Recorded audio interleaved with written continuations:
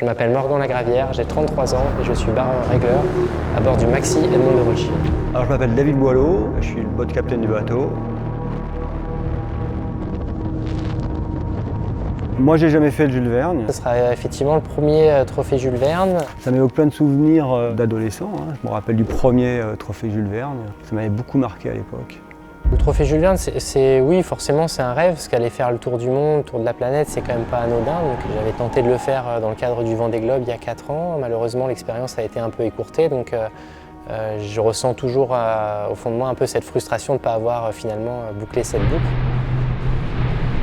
Je suis même jamais allé encore dans les mers du Sud, donc ça va vraiment être ma première expérience au grand large, autour de la planète et dans ces endroits, donc vraiment une belle expérience que j'attends avec impatience. Avec Team Gitana, on s'était attaqué à une série de records et c'était un tour du monde à l'envers. Ça reste un de mes meilleurs souvenirs, le passage du Horn à l'envers, même Bonne-Espérance.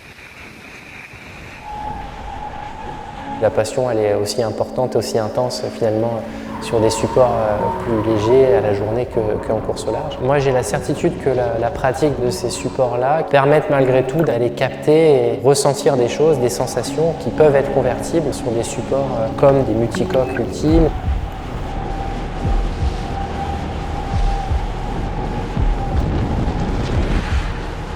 David, il est tout comme moi aussi passionné d'aviation que de bateau. Quand on a fait les premiers entraînements l'année dernière avec Morgan, c'est au cours de ces entraînements, on s'est rendu compte qu'on avait la même passion. On a très vite abordé ce sujet-là et on s'est aperçu qu'on était passionnés tous les deux et on a pas mal échangé là-dessus.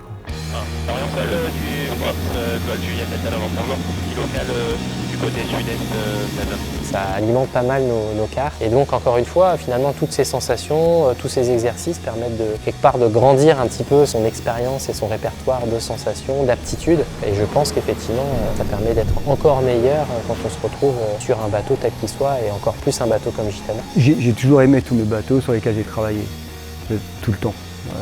Je peux te parler du 13, je peux te parler du 16, mais le 17 ça reste un bateau technologiquement qui est super intéressant, en évolution constante. C'est une chance de pouvoir faire un tour du monde sur un bateau comme ça. C'est une part de rêve forcément, l'inconnu. Aujourd'hui, je pense que n'importe quel spécialiste dirait que Gitana est le bateau, le projet et l'équipe qui peut être en mesure d'avoir plus de chances de remporter un trophée Jules Verne, ça c'est certain.